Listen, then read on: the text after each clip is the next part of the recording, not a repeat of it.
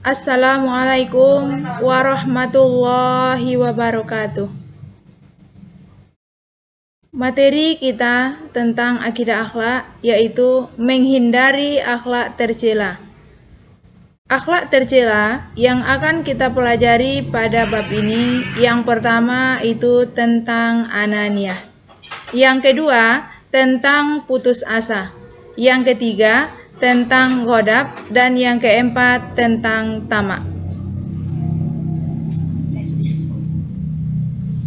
Adapun tujuan dari pembelajaran kita adalah peserta didik dapat menjelaskan pengertian, dalil, contoh, dampak negatif perilaku tercela ananiah. Kemudian, menyajikan cara menghindari perilaku tercela ananiah. Silakan diperhatikan gambar berikut ini. Gambar apakah yang disajikan itu? Yang pertama, gambar yang sedang makan roti. Itu maksudnya, dari gambar tersebut dapat dipahami bahwa adanya perilaku dari orang lain atau teman yang mementingkan kepentingan sendiri. Disebut dengan apa? Yaitu egois. Masuk kepada pembahasan yang pertama tentang pengertian ananiah. Menurut bahasa, ananiah berasal dari bahasa Arab, yaitu ana, artinya aku. Ananiah artinya keakuan, disebut juga dengan egois, yaitu sifat menilai sesuatu berdasarkan kepentingan diri sendiri dan meremehkan orang lain. Orang yang berperilaku ananiah akan menjadikan dirinya takabur atau sombong.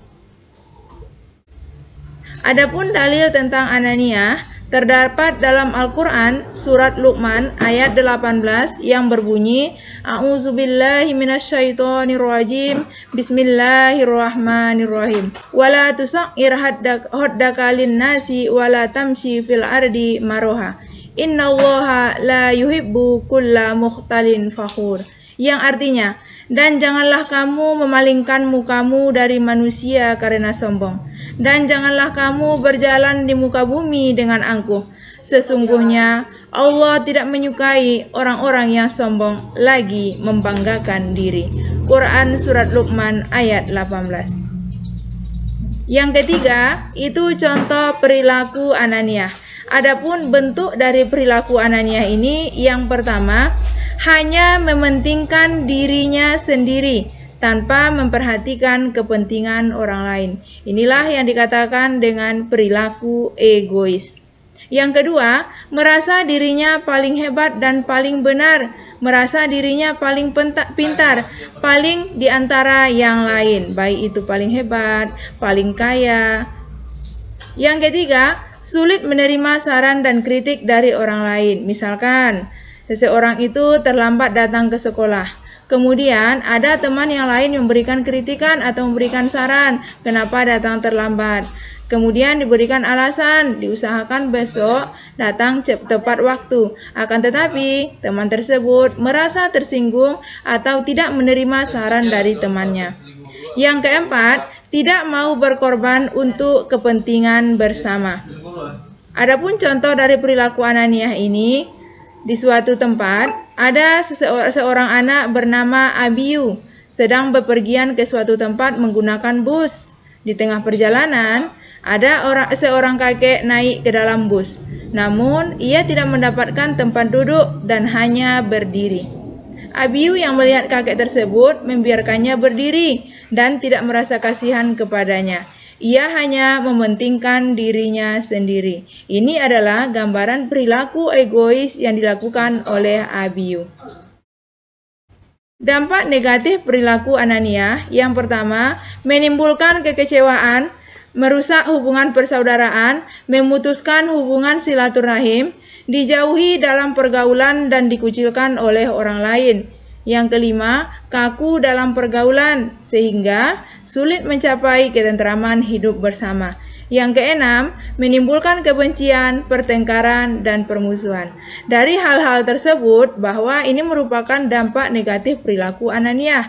akan dijauhi, akan dapat mengecewakan orang lain, dapat memutuskan persaudaraan karena hilangnya rasa peduli, rasa kebersamaan dengan orang lain.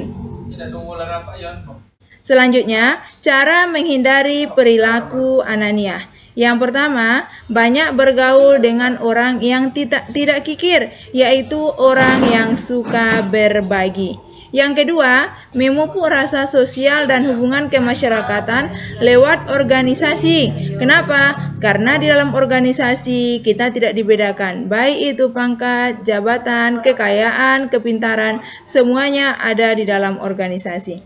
Yang ketiga, membiasakan menyisihkan rezeki untuk saudara atau orang lain yang membutuhkan. Maksudnya adalah saling berbagi. Yang keempat, berusaha bersikap ramah kepada orang lain, tidak sombong, tidak takabur.